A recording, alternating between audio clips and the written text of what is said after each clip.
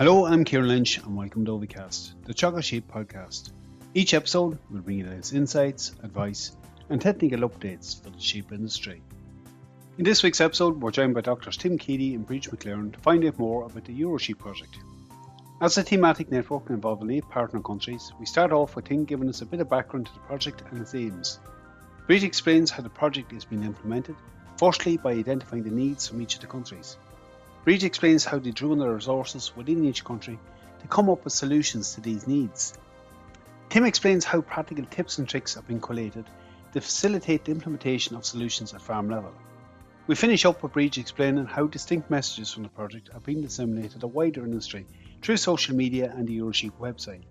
Bríd also mentions the upcoming national workshop, which will be held next May. But we start off with Tim giving us a bit of background to EU sheep production. Currently there are 87 million sheep on 854,000 farms across Europe. We often hear about the sheep populations in New Zealand and Australia because they're the two world's largest exporters, but it's hard to believe that there's more sheep in Europe than New Zealand and Australia combined. Tim, you've been involved in a number of EU projects over the last 10 years, and specifically what we're focusing today's one is on EuroSheep. You might just give our listeners a little bit of background on what the EuroSheep project is. Yes, Ciarán, we've been involved in quite a number of European projects in the last 4 to 5 years, and these would have included SheepNet, EuroSheep, Smart, Take Care and Green Sheep. EuroSheep is the project that we're talking about today, and basically this follows on from SheepNet. SheepNet was set up about 4 years ago with the objective of looking at to improve ewe productivity across European countries. And when we're looking at ewe productivity, we looked at reducing lamb mortality, reducing ewe barrenness, and increasing pregnancy rate. So basically, that brought the lamb from conception to birth. EuroSheep has now started, and EuroSheep has taken the lamb basically from approximately 2 weeks of age to 3 different stages, either to the point of slaughter as a meat sheep, to a replacement joining the flock as either a meat sheep or dairy sheep, or the first lactation in a dairy sheep situation. So to put it in perspective, Ciarán, the overall objective of the EuroSheep project is to deploy the sustainable EU thematic network on sheep profitability through health and nutrition. And it's designed to stimulate knowledge transfer among a wide range of stakeholders of the sheep industry in order to widely disseminate relevant and best practices and innovations and value the input and knowledge of farmers to farmers. As I mentioned, EuroSheep is a thematic network, and basically by thematic network we mean that this is focusing on information that's existing already, and this information could have been developed in the recent past or even 20 years ago. As long as it's relevant to the sheep industry, the objective is that it's going to transfer this information to the stakeholders and to farmers. We're focused on 2 main areas in EuroSheep. We're focused on flock health and flock nutrition.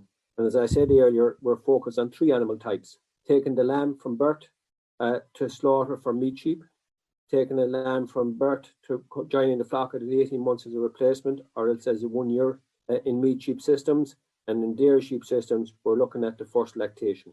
To be successful at this, Ciarán, it's going to involve a lot of communication and knowledge transfer. And as you know, there are 2 ways of communication. Is top down and bottom up. Tim, you're covering a lot of different aspects of production in that, and I'm assuming there's going to be a lot of different systems in it. Bríd, I might just bring you in at this point. Like, how do you go about implementing that? All right, thanks, Ciarán. So when EuroSheep started, it was in 2020, and it involved 8 countries. So the main sheep producing countries in the EU: Ireland, UK, France, Spain, Italy, Greece, Hungary, and Turkey. So we started with a survey.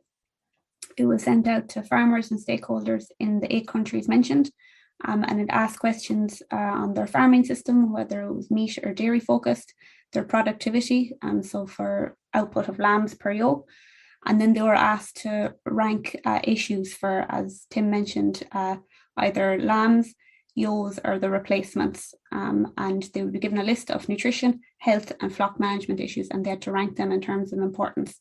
And there was also an opportunity for them to bring up other issues which weren't mentioned in the survey. So following on from that, then we compiled all these issues and needs together. We came up with over 140 identified, And then the network facilitators from each of the 8 countries looked at this list of needs identified, and then we decided if, let's say for Ireland, for example, we had research done on grazing around helminthic resistance or lameness, that we would have a solution for that need identified. And then other countries such as Italy would have research done on dairy sheep production, and they would identify and give solutions for needs identified there.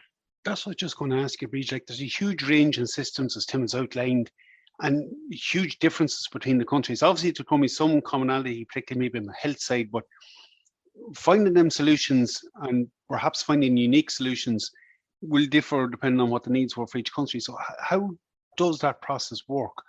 Was it a very straightforward to find some of the solutions, or are some of them more convoluted? Yeah, so I suppose the great advantage is that we are sharing the research between so many different countries that we wouldn't necessarily be familiar with, let's say, the research happening in Turkey or Spain or Italy.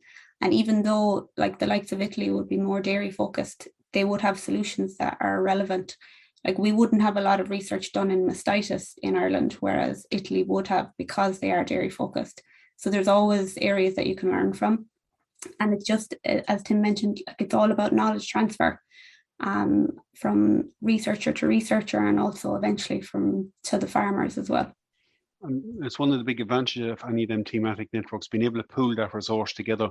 I suppose, Tim, just to bring you back at this point, putting them solutions into a practical context for farmers, how did you go about doing that? Like, how do you transfer that back to farm level?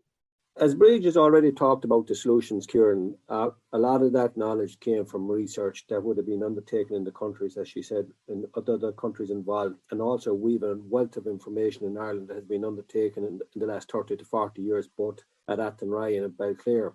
So that was knowledge coming from the top down. A tip and trick is something that is developed by farmers, and it's often a practice or a routine that farmers use in the everyday sheep farming routine. And they may not think it's a tip and trick, but for others, it is a major tip and trick. And tip and tricks are basically communication coming from the bottom up. And basically, it is a practice or a routine that will either improve profitability on the farm or improve labour efficiency and make handling and working with sheep an easier chore for farmers to do. And some examples would be such things as a creep gate. What's the design of a creep gate if they want to forward creep grazing sheep and creep grazing lambs next spring, so that they can maximise the benefit of the new grass in the paddocks ahead and possibly reduce or eliminate concentrate supplementation. I think that is the reality, Tim. A lot of these are very simple, practical things that we may have overlooked or some producers may not be aware of.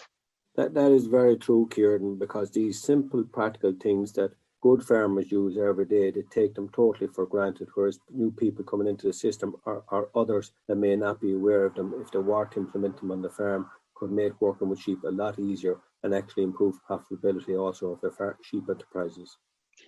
Bríd, just in terms of communicating the messages from this project out to the wider community, what are the plans?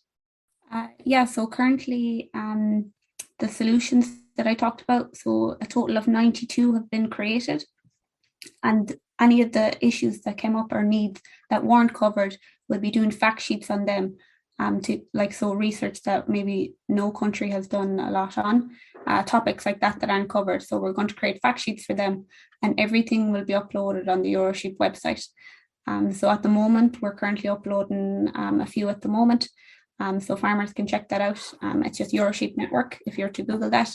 And then we'll also be uploading the tips and tricks that Tim has mentioned, and then it'll be in all the 6 EuroSheep languages. As well, you can keep an eye on the Twitter and Facebook accounts for any updates. And on the EuroSheep website, you can sign up to the newsletter for updates there. And then as well, if there's any farmers out there that are interested in being involved in the project, we'll be having our Irish National Workshop early next summer. And if anybody's interested to be involved, they can get in contact with myself or Tim, and they can be involved in the network conferences. I'm sure that'll be well flagged on social media ahead of it. And I'll include those links to the website and the Twitter accounts in the description of this podcast. Look, I think it's a very interesting project. It's covering a broad area of things. It was great having you both on and giving us a bit of more information about it, and I'm sure something we'll come back to at a later date. Thanks very much. We're going to finish the episode up at this point. For anyone who wants to find out more about the project, I have included links in the description to the various social media accounts that the EuroSheep network has, as well as their website, where you can find out more information about the project itself and the various needs and solutions that Tim and Bríd have discussed. That's it for me for this episode. Again, for any updates on the sheep programme, keep an eye on our Twitter page at Teagasc Sheep. I'm Ciarán Lynch. Thanks for joining us. Don't forget to subscribe and listen in to any of our episodes.